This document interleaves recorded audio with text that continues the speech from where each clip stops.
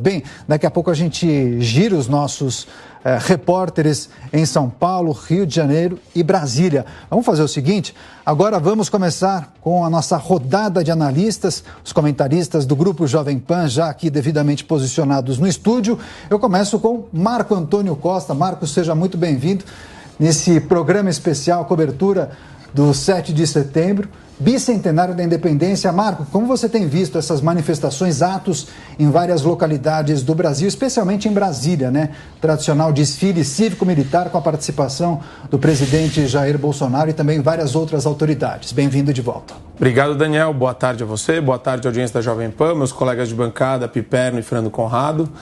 Olha, é muito bonito, né? Eu estou vendo aqui na Paulista já a aglomeração acontecer, chuva, frio. E mesmo isso, mesmo as dificuldades não impedem as pessoas e não estão dissuadindo as pessoas de se manifestar. Se manifestar em prol do quê? É uma data meramente simbólica? Não, é muito mais do que isso, né? São 200 anos de independência e é uma data que reflete exatamente um anseio popular por independência.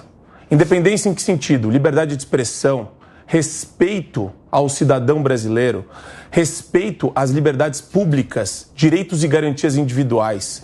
As pessoas estão, sim, cansadas de abusos cometidos e perpetrados pelo Poder Judiciário, principalmente por seu órgão de cúpula.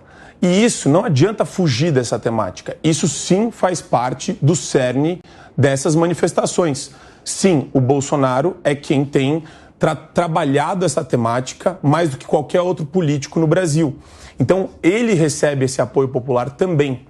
E é natural isso daí. E eu queria que mais brasileiros, de qualquer tipo de classe política, de partido político, se irmanasse nessa questão, nessa luta, nesse debate. Porque é muito feio você ver gente passando pano para autoritarismo e para medida completamente arbitrária do Poder Judiciário. Lá em Brasília foi um sucesso a mobilização, a manifestação, e eu vejo que nas outras capitais também.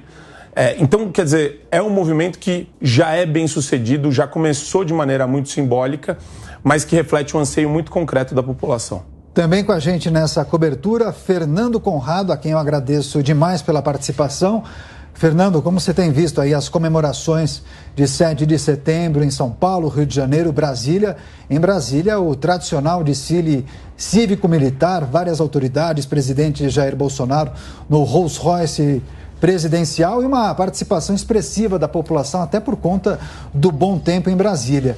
Ele discursou há pouco, Jair Bolsonaro irá se deslocar para o Rio de Janeiro. Essa é uma data especial, todos deveriam comemorar, Fernando? Claro que sim, acho que tu usaste o termo muito certo, ao invés de apenas comemorar, ao invés de utilizar apenas manifestação, usar a palavra comemoração. Nós estamos falando aqui dos 200 anos da nossa independência, é o momento que o Brasil tem o seu nascedouro de fato, é quando a gente consegue ter transformações na nossa nação e defesas de pontos cruciais da nossa própria história, mas também da civilização humana como um todo. E quais são eles? Eu sempre faço questão de elencar, é a vida, é a liberdade, é a propriedade privada, é o livre mercado e o Estado de Direito. É isso que o ser humano, que as civilizações, a tradição defende como um todo. E a gente viu hoje aí um movimento gigantesco de pessoas indo a Brasília, vindo para São Paulo, indo para o Rio de Janeiro, celebrando esse momento. E a gente tem que observar que nos últimos tempos foi trazida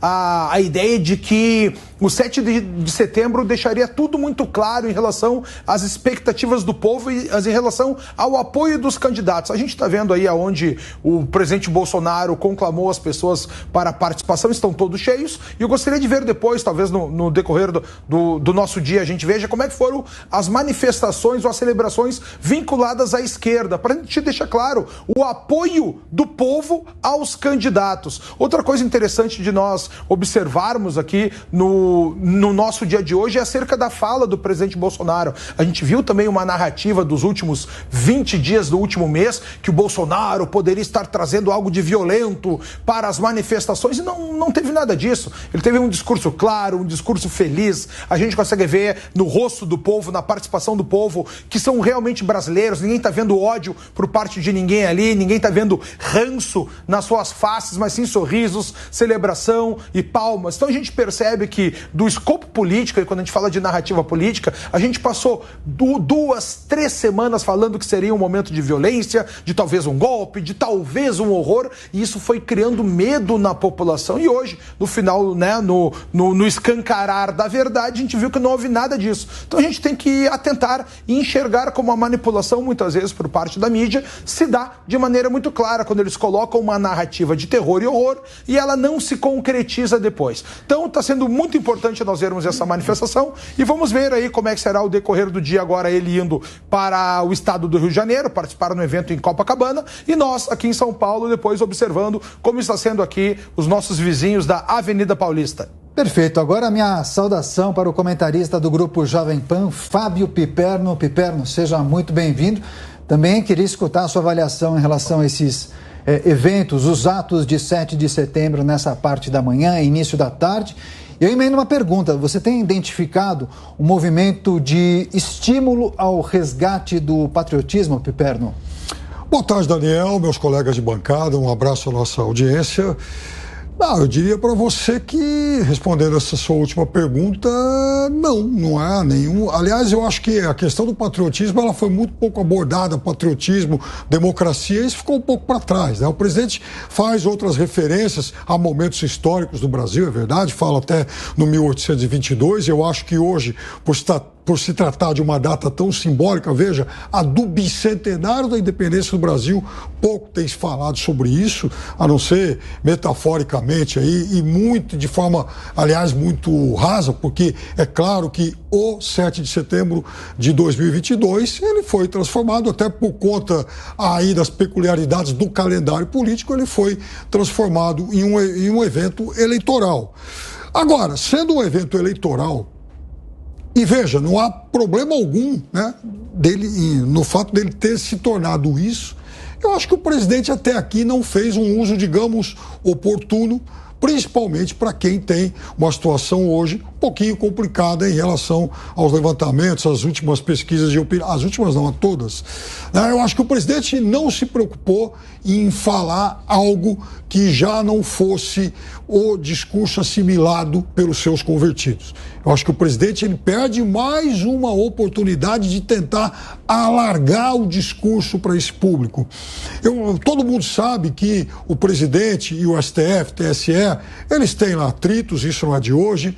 Todo mundo sabe que o presidente ele tem, por exemplo, afinidade com os líderes, com o movimento, com o golpe de 1964, e ele faz hoje uma referência a 64 entre aquelas datas históricas que ele acabou elencando. A gente sabe sim que o presidente defende algumas pautas, defende, por exemplo, ardorosamente a questão das religiões, e isso também esteve presente no discurso dele, em Brasília, mas eu acho que faltou algo mais. Faltou exatamente o presidente se comunicar com aquele eleitor que ele ainda não tem e que ele precisa buscar. Então, eu acho que ele vai ter mais 2 oportunidades hoje no grande evento do Rio de Janeiro e também aqui em São Paulo. Está muito cedo ainda para se ficar naquele fla-flu se o evento foi grande ou se foi pequeno, se tinha muita gente ou se tinha pouco. É claro que em Brasília a gente viu bastante gente. A dúvida também, aliás, não foi, digamos, uma multidão tão grande como aquela do ano passado, mas foi sim um público muito significativo. Agora, mais do que isso, mais do que o tamanho do público hoje, é preciso também que não só as pessoas no entorno do presidente da República, mas também a oposição, comentaristas, os críticos e tal, se atentem por um outro detalhe. Hoje, independentemente do tamanho, da quantidade de pessoas que saiam às ruas em apoio ao presidente da República, hoje é o dia dele. Hoje é um dia de protagonismo praticamente exclusivo do presidente da República, até porque os outros partidos, a oposição, renunciou hoje a fazer grandes eventos. Então, hoje é um dia em que o país todo está ouvindo o presidente da República. E, nesse sentido, ele usa o 7 de setembro muito bem.